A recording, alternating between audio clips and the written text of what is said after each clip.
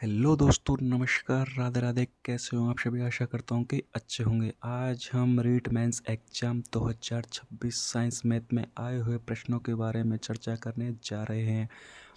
अभी हाल ही में जारी आरएसएसबी द्वारा जारी की हुई प्रारंभिक कुंजी के अनुसार साइंस के प्रश्नों के उत्तरों की जांच करने जा रहे हैं। चूँकि आप सभी जानते हैं कि साइंस मैथ की एग्ज़ाम के दौरान 30 प्रश्न मैथ के और 30 प्रश्न साइंस, जिसमें फिजिक्स, केमिस्ट्री और बायो और जूलॉजी इसके क्वेश्चन सम्मिलित होते हैं। उनमें आपके प्रश्न पत्र में कुल 30 प्रश्न साइंस के आए हुए थे, जिनका हम उत्तरों की जांच करने जा रहे हैं। अगर आपने भी रीट मेंस 2026 का एग्ज़ाम दिया है तो आप अपने उत्तरों की मिलान इस वीडियो के माध्यम से कर सकते हैं। आइए हम शुरुआत करते हैं। पहला प्रश्न है जो कि आपका मास्टर पेपर जारी किया है, उसके अनुसार हम आंसर कुंजी लगाने जा रहे हैं। मास्टर पेपर में आपका प्रथम साइंस का प्रश्न क्वेश्चन नंबर 15 पर देखने को मिलता है। और क्वेश्चन नंबर 15 क्या कहता है?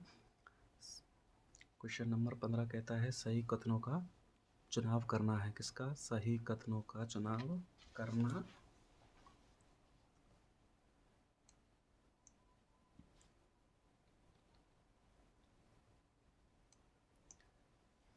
ऑप्शन ए देखते हैं। लवणों का जल अपघटन विलयन के पीएच के मान में परिवर्तन नहीं लाता है।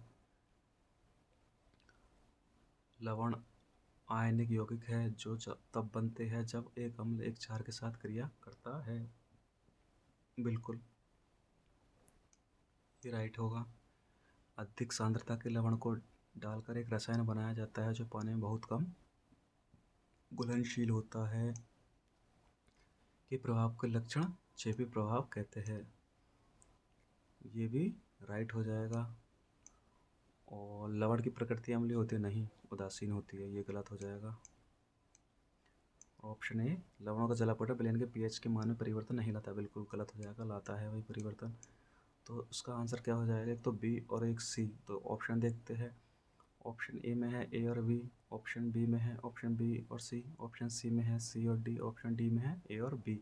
अपना राइट आंसर क्या है? बी और सी, यानी कि ऑप्शन बी इसका राइट आंसर हो जाएगा। ठीक है दोस्तों, नेक्स्ट क्वेश्चन पर चलते हैं।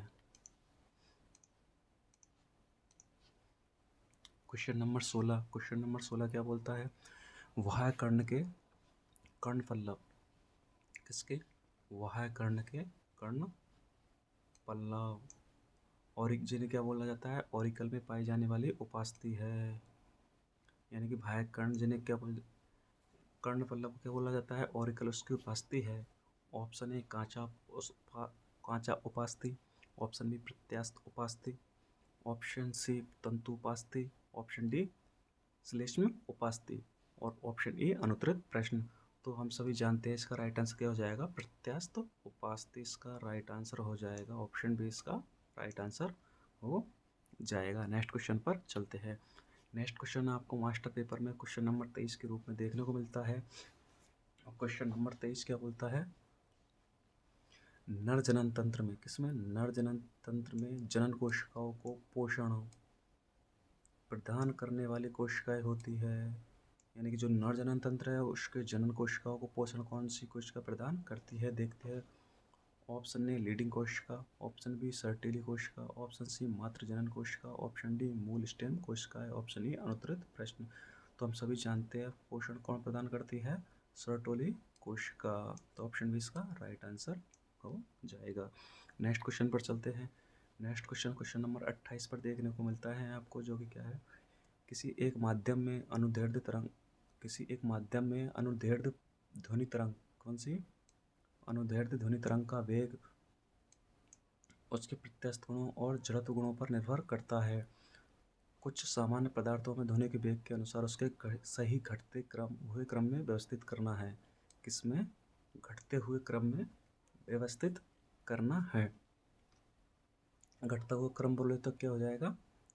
आरोही क्रम, सॉरी अवरोही क्रम हो जाएगा। पहले बड़ा, फिर छोटा, फिर छोटा, फिर छोटा, तो घटता हुआ क्रम। ठीक है दोस्तों, ऑप्शन ए में है एल्यूमिनियम, ऑप्शन बी में है पानी, ऑप्शन सी में है तांबा, ऑप्शन डी में है हाइड्रोजन, ऑप्शन ई में है स्टील।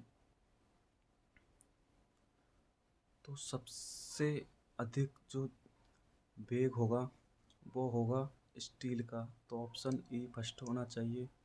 ई किस किस में है देखो दोस्तों, ए में नहीं, ये भी नहीं, ये भी नहीं, एक ही में है ई। ई के बाद आ जाएगा एल्यूमिनियम, एल्यूमिनियम का जाता है कॉपर, कॉपर के बाद आ जाएगा पानी, पानी के बाद हाइड्रोजन। तो ऑप्शन डी इसका राइट आंसर हो जाएगा। नेक्स्ट क्वेश्चन पर चलते हैं। नेक्स्ट क्वेश्चन है क्वेश्चन नंबर 30 पर आपको देखने को मिलेगा सूची फर्स्ट को सूची सेकंड से सम्मिलित कीजिए। सूची फर्स्ट में नियम दिया गया है और सूची सेकंड में सूत्र दिए गए हैं। तो संवेग के परिवर्तन की दर बल है, अभिकेंद्रीय बल, न्यूटन का तीसरा नियम, और भार। तो हम सब जानते हैं संवेग में परिवर्तन की दर को किससे दर्शाया जाता है, dp/dt।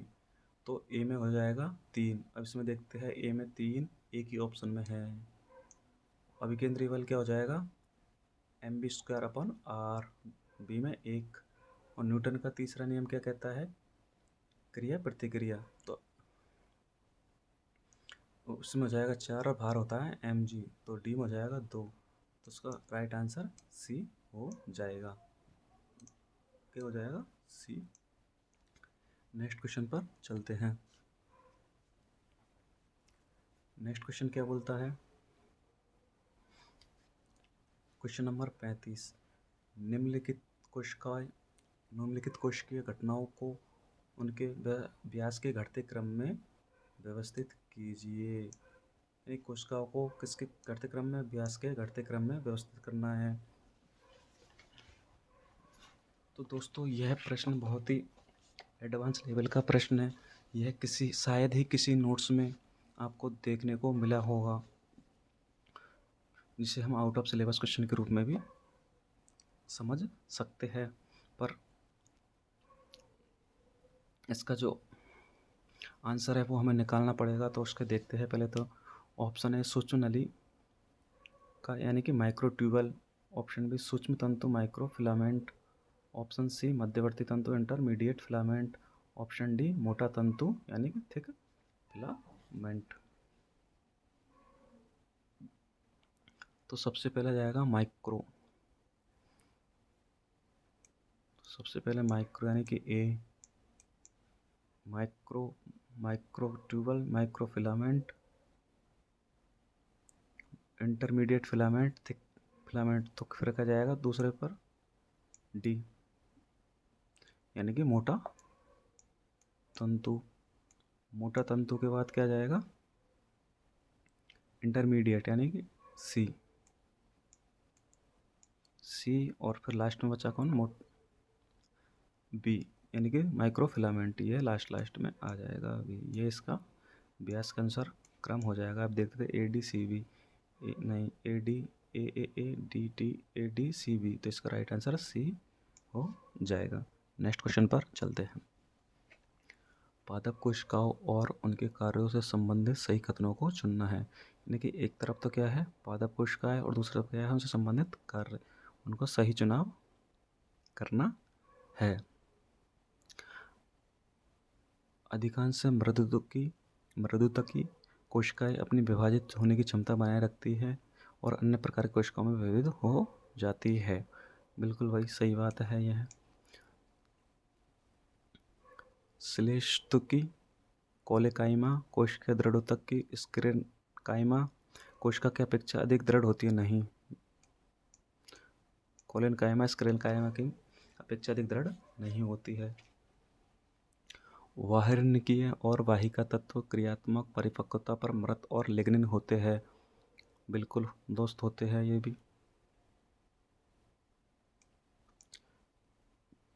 वाहिनिकीय एक प्रकार के दृढ़ोतक की कोशिका और पादपों में जल का चालन करती है। नहीं दोस्तों, यह गलत हो जाएगा। और ये ऑप्शन क्या है, मृदुतकी कोशिका स्टार्च यानी कि मंड का भंडारण नहीं करती है। नहीं, स्टार्च का भंडारण करती है। तो ये भी रॉन्ग हो जाएगा। तो आंसर क्या हो जाएगा, ए एंड सी ये रहा दोस्तों, ऑप्शन ए इसका राइट आंसर हो जाएगा। नेक्स्ट क्वेश्चन पर चलते हैं। नेक्स्ट क्वेश्चन आपको मास्टर पेपर में 45 नंबर के प्रश्न देखने को मिलेगा, जो कि है क्राउन क्रांच के लिए प्रकाश के विभिन्न रंगों को उनके अपवर्तनांक के अनुसार बढ़ते हुए क्रम में व्यवस्थित करें। किसके अपवर्तनांक के बढ़ते हुए क्रम में, पहले छोटा फिर बड़ा फिर बड़ा फिर बड़ा, यानी लाल, नीला, पीला, बैंगनी। तो सबसे पहले तो जाएगा लाल, उसके बाद आ जाएगा पीला, उसके बाद आ जाएगा नीला और लास्ट में बैंगनी। तो यानी कि ए सी बी डी, ए सी डी भी नहीं, ए सी बी डी, यानी कि सी इसका राइट आंसर हो जाएगा। नेक्स्ट क्वेश्चन पर चलते हैं। सूची फर्स्ट को सूची सेकंड से सुमिलित कीजिए। सूची फर्स्ट में नाम है, सूची सेकंड में सूत्र है। आइसोब्यूटेन CH3 का होल ट्वाइस CH3, बिल्कुल यह राइट है। तो फर्स्ट में ए देखो कौन कौन से में, फर्स्ट में नहीं, ये कट गया, ये कट गया, ये हो सकता है, ये भी हो सकता है। फिर बी देखते हैं, बी में 3 या 4, एक आइसो एन आइसोकेन, CH3 CH2 का होल 18 CH3, और एक है CH3 CH2 का होल 9 CH3। तो एन आइसोकेन क्या हो जाएगा, 3 इसका राइट आंसर हो जाएगा। CH3 CH2 का होल 18 CH3, यानी कि बी में 3, तो इसका राइट आंसर हो जाएगा सी। सी में 2 एन ब्यूटेन CH3 CH2 का होल 12 CH3, और डी में 4 एन अंडेकेन CH3 CH2 का होल 9 CH3। ठीक है दोस्तों, इसका राइट आंसर क्या हो जाएगा, सी इसका राइट आंसर हो जाएगा। नेक्स्ट क्वेश्चन पर चलते हैं। नेक्स्ट क्वेश्चन नंबर 55 के रूप में देखने को मिलता है। सूची फर्स्ट को सूची सेकंड में सम्मिलित कीजिए। सूची फर्स्ट में तापमान दिया गया है और सूची सेकंड में उनका मान दिया गया है। पानी का क्वथनांक, प्रसामान्य शरीर ताप, पानी का हिमांक -18 डिग्री सेल्सियस। तो पानी का क्वथनांक कितना होता है, इसमें सारी चीज़ें क्या दी गई है, फ़ारेनहाइट में दी गई है। तो पानी कितना फ़ारेनहाइट में कितना होता है, 212, यानी कि 1 में 4, 1 में 4, 1 में 4। तो सी और डी तो नहीं होगा। ठीक है दोस्तों, सी और डी तो नहीं होगा। ए में 4 हो गया। प्रसामान्य शरीर ताप 98.6 डिग्री फ़ारेनहाइट होता है, यानी कि बी में 1, बी में 1 और बी में 1। और देखते हैं पानी का हिमांक, पानी का हिमांक कितना हो जाएगा फ़ारेनहाइट में, 32 डिग्री फ़ारेनहाइट, यानी कि सी में 2। तो सी में 2, सी में 3, तो इसका राइट आंसर हो जाएगा ऑप्शन ए, इसका राइट आंसर हो जाएगा। सी में 2 -18 डिग्री फ़ारेनहाइट में बदलेंगे तो क्या हो जाएगा, 0 डिग्री फ़ारेनहाइट। ठीक है दोस्तों, तो अपना राइट आंसर हो जाएगा option A is the right answer of the question number 55। तो कंटिन्यू करते हैं नेक्स्ट क्वेश्चन पर। नेक्स्ट क्वेश्चन देखने को मिलता है 56। 56 क्या बोलता है, सूची फर्स्ट को सूची सेकंड में सुमेलित करें। पहले में नाम दिया गया है, दूसरे में परमाणु संख्या दी गई है। पहले में क्या है, रेडियम, टाइटेनियम, रहोडियम और सिलिकॉन।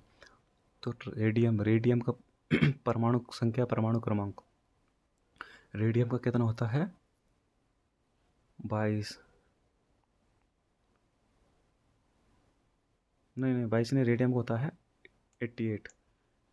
ए में हो जाएगा 4, रेडियम का होता है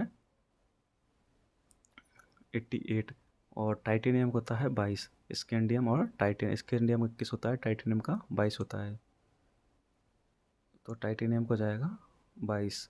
तो चलो इससे निकालते, रेडियम ए में 4, ए में 4 देखो, यानी कि ए नहीं होगा और डी नहीं होगा। फिर बी में देखते हैं 3, बी में 3, बी में 3, इसमें भी है, इसमें भी है। सी रहोडियम और सिलिकॉन, तो सभी जानते हैं सिलिकॉन का क्या होता है 14। तो डी में 2, तो डी में 2 ये रहा। तो उसका राइट आंसर हो जाएगा ऑप्शन बी। चाहे आपको रहोडियम याद नहीं हो तो भी आपका आंसर राइट निकल जाएगा। तो इसका राइट आंसर 56 क्या हो जाएगा, ऑप्शन नंबर 20 का राइट आंसर हो जाएगा। नेक्स्ट क्वेश्चन पर चलते हैं। सूची फर्स्ट को सूची सेकंड से सम्मिलित करना है। सूची फर्स्ट में उपकरण दिए गए हैं और सूची सेकंड में नियम एवं प्रभाव दिया गया है। ठीक है दोस्तों,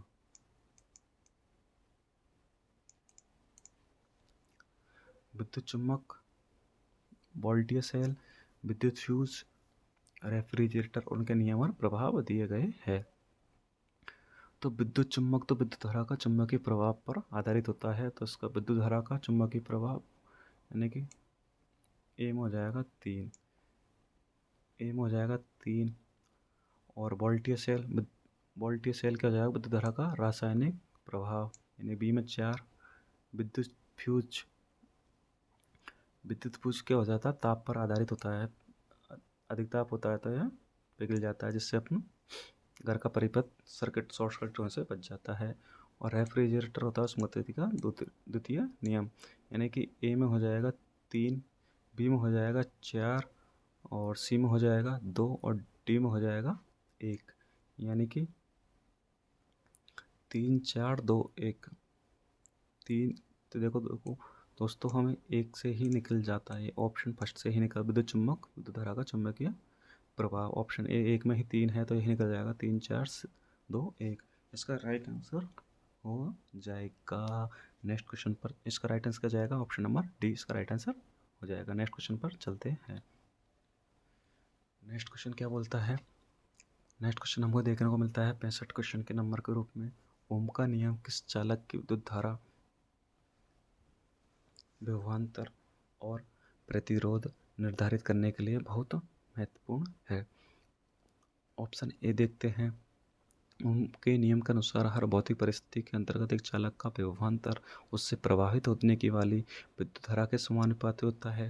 नहीं दोस्तों, हर भौतिक परिस्थिति अगर नहीं होता तो यह गलत हो जाएगा। यह कंडीशन दे दी, हर विशेष कंडीशन में ही हो पाता। ऑप्शन बी देखते हैं। ओम के नियम का सदिश रूप ई बराबर रोजे है। बिल्कुल दोस्तों है।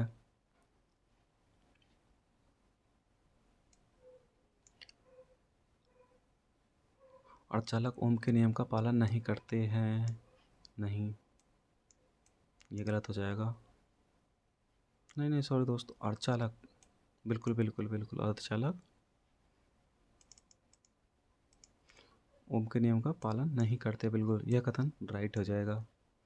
ओम के नियम का सदिश रूप ई बराबर सिग्मा जे होता है, बिल्कुल नहीं, यह गलत हो जाएगा। तो इसका राइट आंसर क्या हो जाएगा, option B option C. Option B option C option एक में ही है। ऑप्शन बी और ऑप्शन ए इसका राइट आंसर हो जाएगा। ऑप्शन नंबर ए 65 का राइट आंसर हो जाएगा। क्वेश्चन नंबर नेक्स्ट चलते हैं। नेक्स्ट क्वेश्चन साइंस का हमें 68वें क्वेश्चन के रूप में देखने को मिलता है, जिसमें से हमें गलत कथन चुनना है।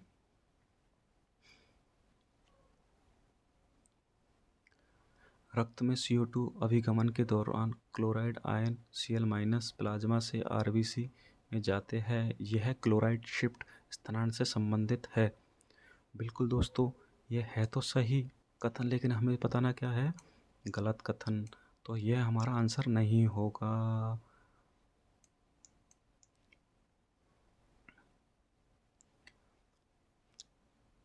ऑप्शन नंबर 2 देखते हैं। रक्त में CO2 अभिगमन के दौरान क्लोराइड आयन HCO3- बदले में RBC से बाहर निकलते हैं। इससे क्लोराइड शिफ्ट स्थानांतरण कहते हैं। यह गलत हो जाएगा और हमसे गलत ही पूछा गया है, तो यह ऑप्शन हमें चुनना है। भ्रूणीय हीमोग्लोबिन की वयस्क हीमोग्लोबिन की तुलना में O2 के लिए कम बंधुता होती है।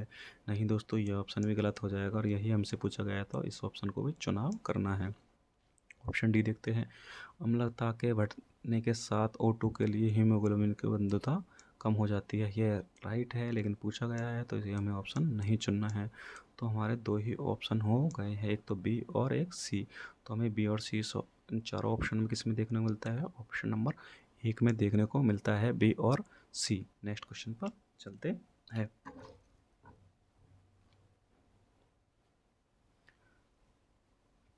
नेक्स्ट क्वेश्चन पर चलते क्वेश्चन नंबर 70। क्वेश्चन नंबर 70 क्या बोलता है? अम्ल एक ऐसा पदार्थ है जिसमें प्रवृत्ति होती है। नीचे दिए विकल्पों में से सबसे उपयुक्त उत्तर चुनिए। प्रोटॉन और न्यूट्रॉन को स्वीकार करने की, प्रोटॉन और न्यूट्रॉन के 6 की, इलेक्ट्रॉन को देने या प्रोटॉन को स्वीकार करने की, प्रोटॉन के 6 की या इलेक्ट्रॉन को स्वीकार करने की। तो अम्ल की प्रकृति होती है प्रोटॉन न्यूट्रॉन को स्वीकार करने की? नहीं।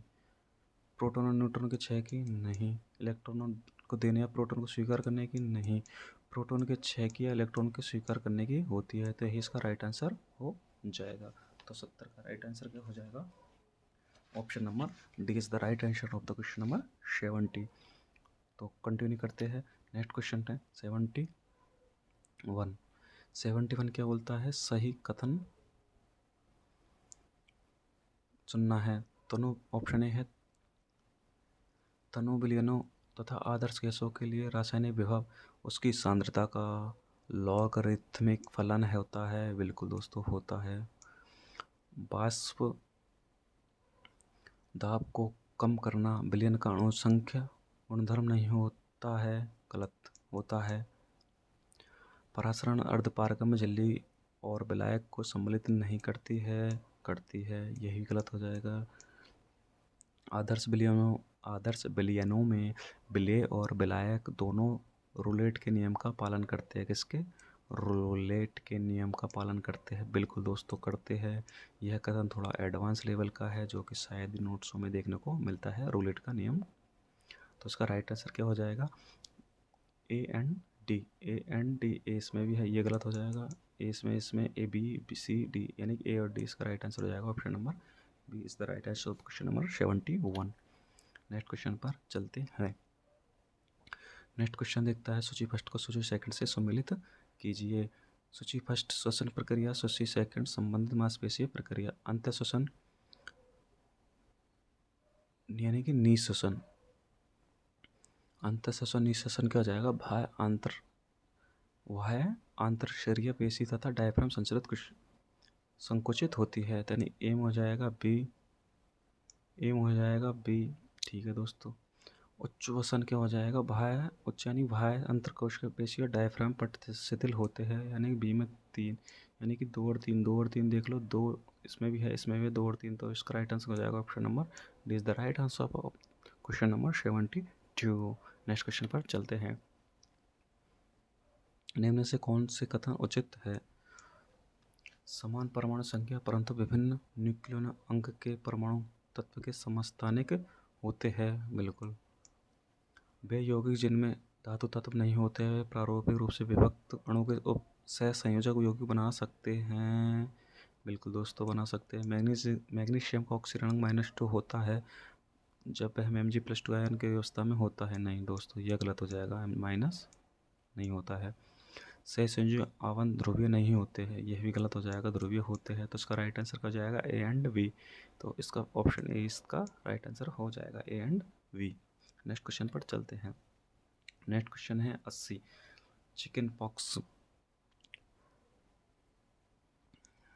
चिकन पॉक्स, रूबेला, मम्स, गलसुआ, डिप्थीरिया। तो पहला देखते हैं चिकन पॉक्स। चिकन पॉक्स होता है वेरिसेला, जर्मन कोरियन वेरिसेला। ए में 3 वेरिसेला। ठीक है दोस्तों। और रूबेला होता है जर्मन मीजल्स। ठीक है। सी देखते हैं मम्स होता है रूबेला वायरस। ठीक है। डिप्थीरिया होता है कोरोनी बैक्टीरियम। तो हो जाएगा क्या? 3 1 3 1 4 2। 3 1 4 2। ऑप्शन बी इसका राइट आंसर हो जाएगा। 3 1 4 2। नेक्स्ट क्वेश्चन पर चलते हैं। नेक्स्ट क्वेश्चन होता है 84। सही कथनों का चुनाव करना है। नाइट्रोजन की दूसरे तत्वों के साथ अभिक्रिया अधिकतर ऊष्माशोषी होती है। बिल्कुल दोस्तों, सही कथन हो जाएगा ये। मैग्नीशियम लाल ताप पर पानी के साथ बहुत धीरे धीरे अभिक्रिया करता है। नहीं, यह गलत हो जाएगा। अमोनिया का अणु आकार में एक त्रिभुजीय पिरामिड है, बिल्कुल है। प्लूटोनियम की परमाणु संख्या 84 है, नहीं है। तो इसका राइट आंसर क्या हो जाएगा? A and C. A and C इसका राइट आंसर, ऑप्शन सी इसका राइट आंसर हो जाएगा। नेक्स्ट क्वेश्चन पर चलते हैं। कोशिका विभाजन के दौरान जीन विनिमय, क्रॉसिंग ओवर इनके बीच होता है। अर्धसूत्री विभाजन में भगिनी अर्धसूत्र यानी कि सिस्टर क्रोमैटिड के बीच नहीं दोस्तों। समसूत्री विभाजन में असमजात गुणसूत्रों के अभगिनी समसूत्रों के बीच नहीं। अर्धसूत्री विभाजन में समजात गुणसूत्रों के अभगिनी अर्धसूत्रों के बीच बिल्कुल दोस्तों यह होता है। यहाँ पर अर्धसूत्री विभाजन में असमजात गुणसूत्रों के अभगिनी अर्धसूत्रों के बीच गलत। समसूत्री अर्धसूत्री विभाजन में अभगिनी समसूत्रों के बीच गलत। तो इसका राइट आंसर क्या हो जाएगा? कोशिका विभाजन किसी विनिमय क्रॉसिंग ओवर के दौरान होता है। अर्धसूत्री विभाजन में समजात गुणसूत्रों के अभगिनी अर्धसूत्रों के बीच। तो इसका राइट आंसर हो जाएगा ऑप्शन सी। ऑप्शन सी किस में दिया गया है? ओनली एक सी में ही दिया गया है। तो 106 का आंसर क्या हो जाएगा? सी। नेक्स्ट क्वेश्चन पर चलते हैं। 115 निम्नलिखित में से कौन सा कथन सही है? सही बताना है। सभी अनिवार्य अमीनो अम्लों का संश्लेषण शरीर में पर्याप्त मात्रा में होता है। नहीं दोस्तों, यह नहीं होता है पर्याप्त मात्रा में। वसा उत्तक का मुख्य कार्य वसा लसीकाणुओं काइलोमाइक्रोन से ट्राइग्लिसराइडों को निकालना है। ट्राइग्लिसराइडों को निकालना है, बिल्कुल यह हो जाएगा। गैर कार्बोहाइड्रेट स्रोतों से ग्लूकोज के बनने की प्रक्रिया ग्लूकोसनवजनन ग्लूकोनियोजेनेसिस कहलाती है। ग्लूकोजिनेस कहलाती है गैर कार्बोहाइड्रेट, बिल्कुल यह हो जाएगा। ऑप्शन डी देखते हैं। साइनाइड एक मारक विष है क्योंकि ये एटीपी सिंथेसिस में बद्ध होकर उसे अवरोधित कर देता है। नहीं। तो इसका राइट आंसर क्या हो जाएगा? B and C. B and C इसका राइट आंसर हो जाएगा, क्योंकि हाँ डी दे रखा है तो ये गलत हो जाएगा। तो इसका राइट आंसर हो जाएगा 115 का डी। नेक्स्ट क्वेश्चन पर चलते हैं। नेक्स्ट क्वेश्चन क्या बोलता है? 30 ग्राम कार्बन है, कार्बन की मात्रा में मोल में क्या है? यानी कि जो 30 ग्राम कार्बन है उस कार्बन की मात्रा में मोल क्या है? तो इसका राइट आंसर हो जाएगा 2.5 मोल।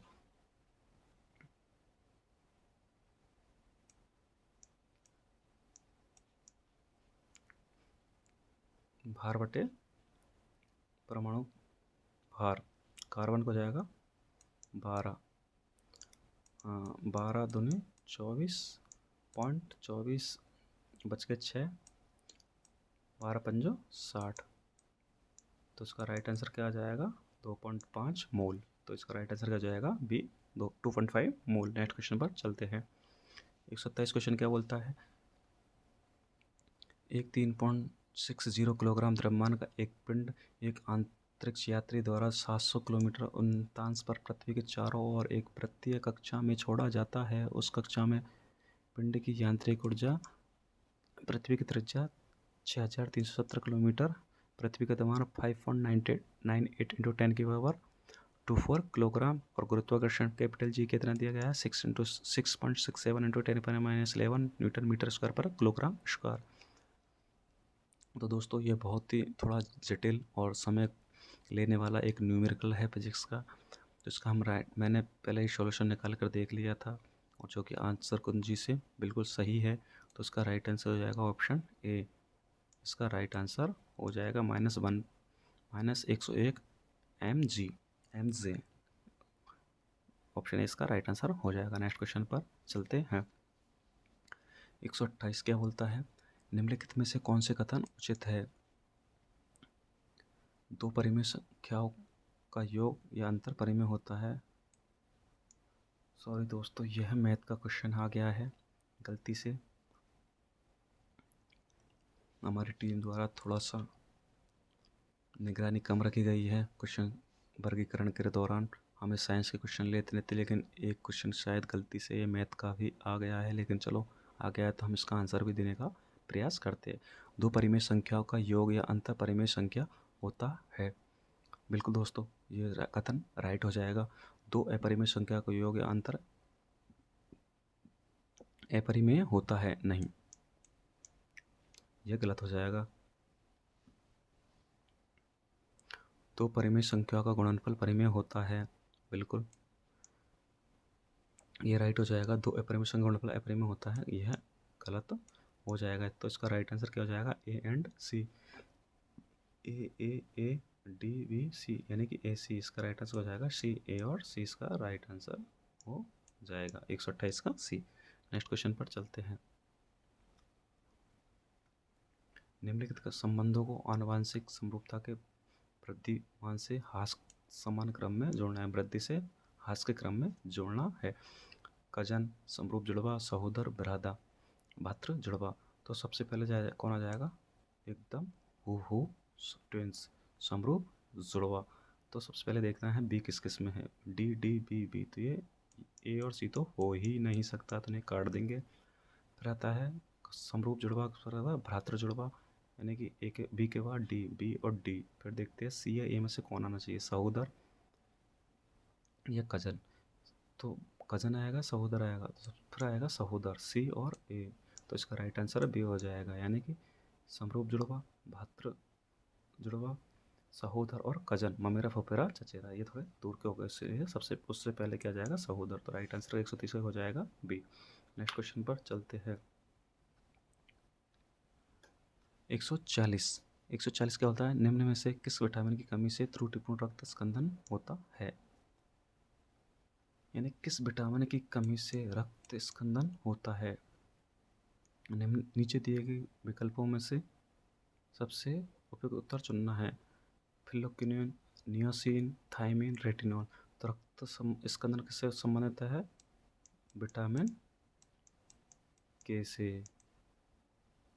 और विटामिन के का रासायनिक नाम क्या है? फिलोक्विनोन। तो राइट आंसर हो जाएगा ऑप्शन ए।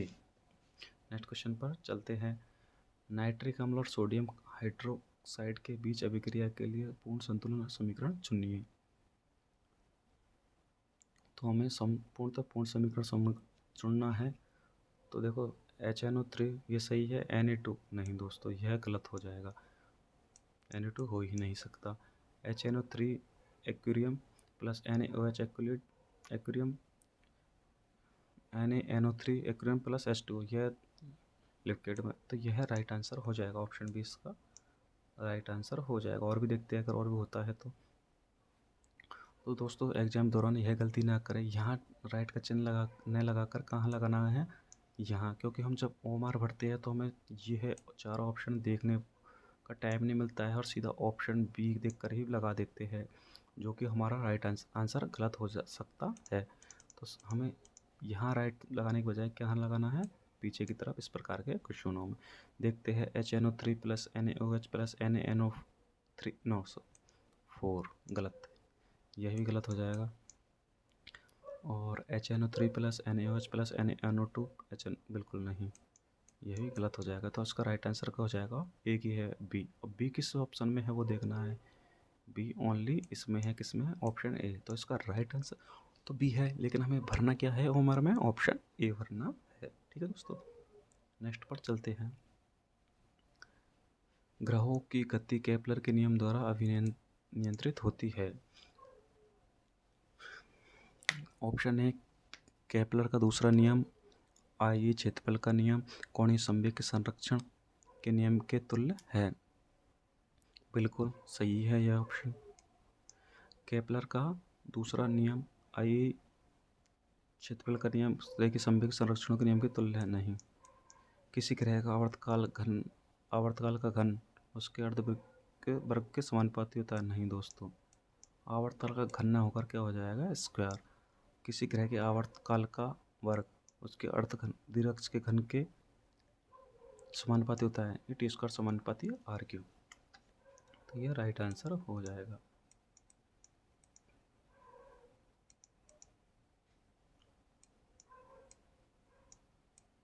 T² समानुपाती R3।